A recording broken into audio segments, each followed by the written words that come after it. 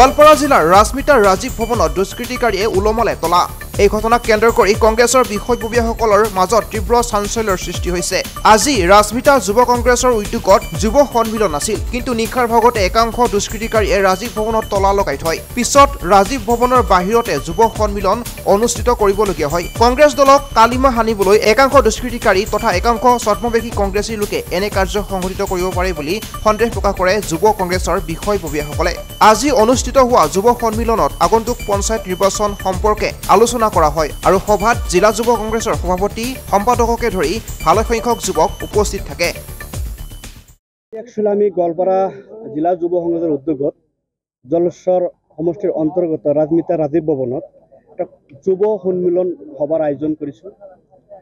এই সভাত আমি অহা পঞ্চায়ত ইলেকশ্যন, অহা 26ৰ ইলেকশ্যন সম্পৰ্কে আমি যুৱ সমাজৰ মাজত আমাৰ ৰাহুল গান্ধী ডাঙৰীয়া, আমাৰ ভূপেন বৰা ডাঙৰীয়া কি আদৰ্শ, কি চিন্তা আমাৰ যুৱ সমাজক লৈ কৰি আছে, সেই বিষয়ে আমি যুৱ সমাজক জ্ঞাত কৰাৰ কাৰণে এইখন সভাৰ উদ্দেশ্য।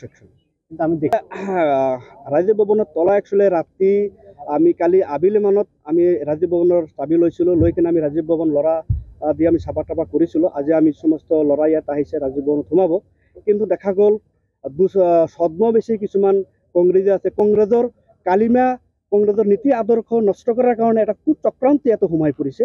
গতিকে ইহঁতে বিচাৰিছিলে যে তলাখন ভাঙি আমি ৰাজীৱ ভৱনত সোমাওঁ আৰু এটা বদনাম দিব যে কংগ্ৰেছৰ ৰাজীৱ ভৱনত তালা ভাঙিছে, গতিকে কংগ্ৰেছৰ লগত মিল নাই। গতিকে আমি সেইটো ক'ব বিচৰা নাই। আমাৰ কংগ্ৰেছৰ লগত একতা আছে, মিল আছে। আমি মহাত্মা গান্ধীৰ আদৰ্শৰ কংগ্ৰেছ কৰোঁ। কোনোবা দুৰ্বৃত্তই যদি ছদ্মবেশী কংগ্ৰেছে তালা ভাঙি তাৰ ইণ্টেনশ্যন কাজিয়া কৰা, গতিকে আমি কাজিয়া নকৰোঁ। আমি এই কথাটো আমাৰ কংগ্ৰেছৰ হাইকমাণ্ডক আমি আপোনালোকৰ জৰিয়তে জনাব বিচাৰিছোঁ। আৰু পাৰ্চনেলি মই নিজে গোৱালপাৰা জিলা যুৱ কংগ্ৰেছৰ সভাপতি, মই ৰিটাৰ্ণ আকাৰে জনাম যে চাবি দিয়াৰ পিছত কোনোবা ছদ্মবেশী কংগ্ৰেছীয়ে কংগ্ৰেছ অফিচ তলা মাৰিছে, তাৰপিছত আমি ব্লক সভাপতিক মই জনাইছোঁ। ব্লক সভাপতিয়ে কৈছে যে আমি চাই আছোঁ, এতিয়ালৈকে কোনো ধৰণৰ পজিটিভ প্ৰত্যুত্তৰ অহা নাই। আমি মণ্ডল কংগ্ৰেছক আমি জনাইছোঁ, মণ্ডল কংগ্ৰেছক কোনো ধৰণৰ ৰেছপন্স দিয়া নাই, গতিকে আমাক চাবি দিয়া নাই, গতিকে আমি তলা ভঙা নাই। বহুত মানুহে আমাক কৈছে যে তলা ভাঙি আপোনালোক ঘূৰাই, কিন্তু আমি কংগ্ৰেছৰ মহাত্মা গান্ধীৰ কংগ্ৰেছক আমি ভাল পাওঁ, ৰাহুল গান্ধীক কংগ্ৰেছ কৰিছোঁ। ৰাহুল গান্ধী কি কৈছিল যে নফৰত কি বাজাৰ মে মহব্বত কি দোকান।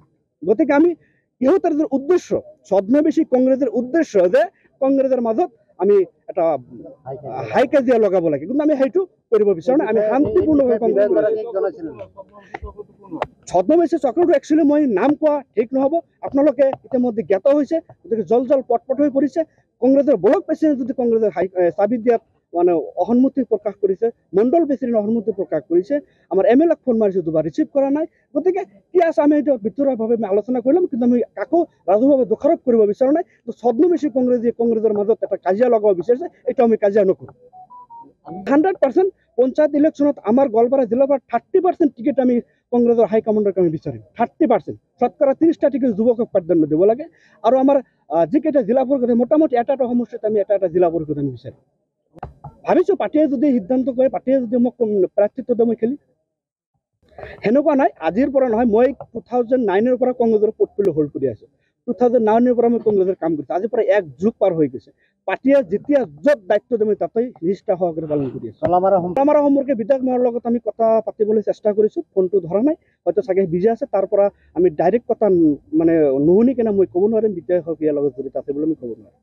কিন্তু ফোনটো ধৰা নাই। আৰু ব্লক প্ৰেচিডেণ্টে ফোন কৰিছিলোঁ, ব্লক প্ৰেচিডেণ্টে কৈছে চাই আছোঁ। মণ্ডল প্ৰেচিডেণ্টে কৈছে যে মই ঠিক আছে, মই জনাই আছোঁ। এতিয়ালৈকে কোনো ধৰণৰ আমি ৰেছপন্স কৰা নাই। আহি আছে। চাওক, আচলতে মই প্ৰথমতে জ্ঞাত নাছিলোঁ যদিও, কিন্তু ইয়াতে অহাৰ পিছত, ইয়াতে উপস্থিত হোৱাৰ পিছত মই কমপ্লিট পৰিৱেশটো বেলেগ ধৰণৰ দেখা পালোঁ। কিন্তু একচুৱেলি আছিলে আমাৰ গোৱালপাৰা জিলা যুৱ কংগ্ৰেছ কমিটিৰ উদ্যোগত আজি আয়োজিত যুৱ সন্মিলন। গতিকে আমি ভাবোঁ এইটো পৰিৱেশ হ'ব নালাগিছিলে। যদিও হৈছে, এই বিষয়ত আমি নিজেই লজ্জিত। আৰু কিয় হৈছে, কি কাৰণে হৈছে, কি কাৰণে ইয়াতে কি ৰহস্য আছে, সেই বিষয়ে নিশ্চয় আমি ওলাম আৰু আলোচনা কৰি আমি নিশ্চয় আচল কাহিনীটো ওলাম। আমাৰ যদি নিশ্চয় দিম, কাৰণ এইটো কাৰো ব্যক্তিগত সভা নহয়, এইটো কাৰো নিজৰ নিৰ্বাচন সম্পৰ্কে ৰন্ধঙা বাজাৰ কাৰণে নহয়। এইটো হ'ল যুৱ কংগ্ৰেছৰ উদ্যোগত আজি সভা পতা হৈছে, যুৱ সন্মিলন পতা হৈছে। অহা আগন্তুক পঞ্চায়ত নিৰ্বাচনত যাতে আমাৰ কংগ্ৰেছ দলৰ প্ৰত্যেকটো বুথৰ পৰা আৰম্ভ কৰি জিলা পৰিষদলৈকে যাতে নিৰ্বাচিত হয় সেই সম্পৰ্কে আলোচনা হ'ব সভাখনত। আৰু আজি আমাৰ এই সভাখনত আমাৰ ৰাজ্যিক পৰ্যায়ৰ নেতৃবৰ্গ উপস্থিত থাকিব, জিলা যুৱ কংগ্ৰেছৰ তত্ত্বাৱধায়ক উপস্থিত থাকিব। এই বিষয়ে আমি আলোচনা কৰিম। কিন্তু ইয়াতে এই বিষয়ত জ্ঞাত নহয়। মই অলপ আগতে আহি উপস্থিত হৈছোঁ যদিও কিন্তু পৰিৱেশটো দেখি মই লজ্জিত হৈছোঁ। যি কি নহওক, যোনে কৰিছে, কিয় কৰিছে, কি কাৰণে কৰিছে, এইটো আমাৰ লুকআউট নহয়। আমাৰ যে যুৱ কংগ্ৰেছ গোৱালপাৰা জিলাৰ লগতে জলেশ্বৰ সমষ্টিত অধিক শক্তিশালী, এইসমূহ ৰাইজে আজি উপস্থিত থাকি প্ৰমাণ কৰি দিছে। আচলতে ভেন্যুটো দিয়া নাছিল, ভেন্যুটো এইটোৱে আছিলে যে ৰাজীৱ ভৱনত সভাখন পতা হ'ব। উপায় নাপায় বাহিৰত কৰিছোঁ। আমি ৰাজীৱ ভৱনৰ সন্মুখতে কৰিছোঁ, বাহিৰত কৰি যদিও ৰাজীৱ ভৱনৰ ভিতৰত পোৱা নাই।